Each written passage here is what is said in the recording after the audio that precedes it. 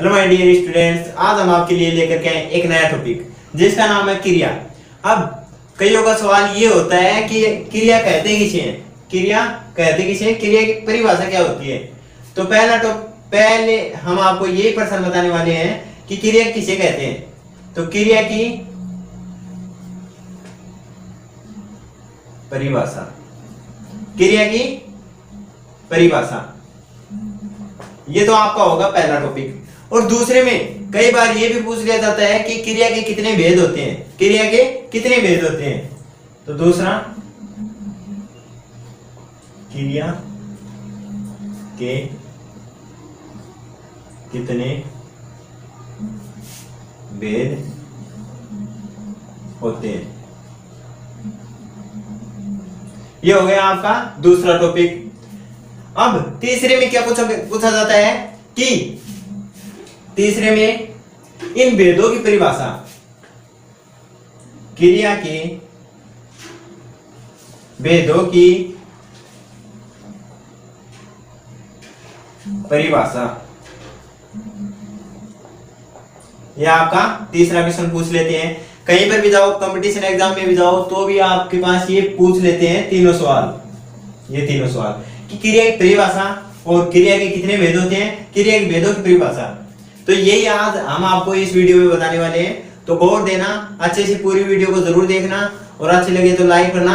पहला तो यही था आपका क्वेश्चन कि क्रिया की परिभाषा, क्रिया की परिभाषा किसी काम के होने अथवा करने का बोध कराने वाले पद क्रिया कहलाते हैं। किसी काम के होने, कोई भी काम हो रहा है अथवा करने का बोध कराने वाले पद को क्या कहते हैं, क्रिया कहते हैं। अब जैसे कुछ होने, कुछ हो रहा है, कुछ क्या हो रहा है, काम हो रहा है, कुछ होने, कुछ काम, कोई भी काम ले लो, जैसे दौड़ रहे हैं, भाग रहे हैं, खेल रहे हैं, कुछ भी कर रहे हैं, वो काम में आ गया, कोई काम। होना तथा कुछ करना, कुछ भी कर रहे हैं, जैसे आप देख लीजिए कोई पार्क में बैठा है, कोई खेल रहा है, कोई कूद रहा है, तो आदि, ये सभी क्या है, क्रिया है। ये सभी क्या है, क्रिया है, ये सभी। अब क्रिया का मूल रूप क्या होता है, ये भी आपको क्वेश्चन में पूछ लिया जाता है कि क्रिया का मूल रूप क्या होता है। तो ये आपका मेन पॉइंट बनता है कि क्रिया का मूल रूप क्या होता है। तो आप देखिए क्रिया का मूल रूप होता है धातु। अब क्रिया के आगे आप ना लगा देते हो तो कोई भी शब्द ले लो, जैसे खेल के आगे आप ना लगा देते हो तो खेलना हो गया।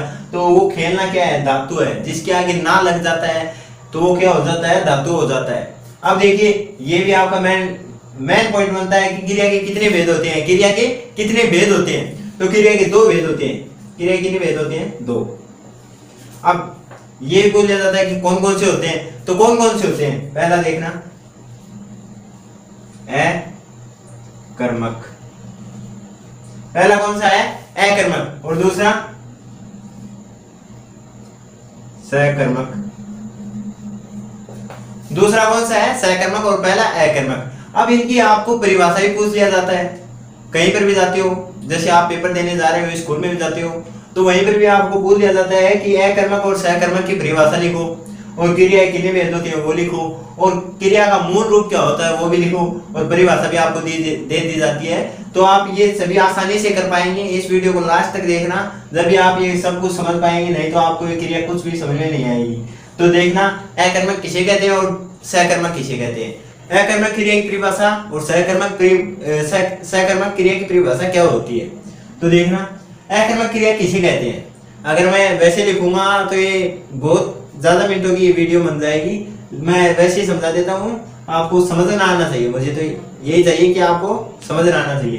तो देखिए, अकर्मक क्रिया किसे कहते हैं, जिस क्रिया का फल सीधा कर्ता पर पड़ता है, जिस क्रिया का फल सीधा कर्ता पर पड़ता है, उसे क्या कहते हैं, अकर्मक क्रिया कहते हैं। अब जैसे सविता रो रही है, बच्चे तैर रहे हैं। अब इसमें बच्चे तैर रहे हैं और सविता रो रही है।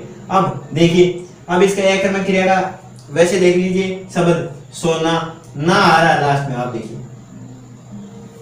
भागना, खेलना, चलना, तो इनके लास्ट में क्या आ रहा है, ना आ रहा है। तो इसी को क्या कहते हैं, आप ये समझ, आपके अगर आएंगे पेपर में, आप पेपर देने जाओगे तो आपकी ये समझ लास्ट में आ जाएंगे। ना आ रहा है तो आप जरूर समझ जाएंगे कि ये कौन सी क्रिया का है, अकर्मक क्रिया का। अब देखना इसी तरह सकर्मक क्रिया का कौन सा क्या होता है।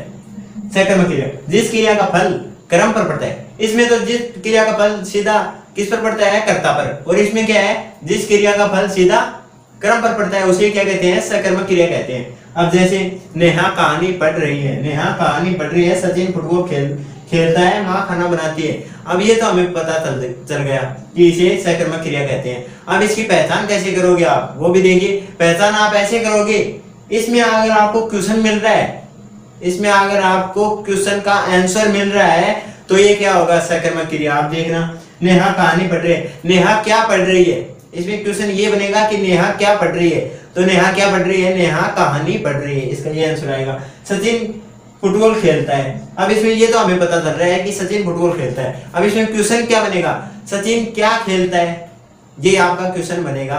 सचिन क्या खेलता है तो आप बता दोगे कि सचिन फुटबॉल खेलता है।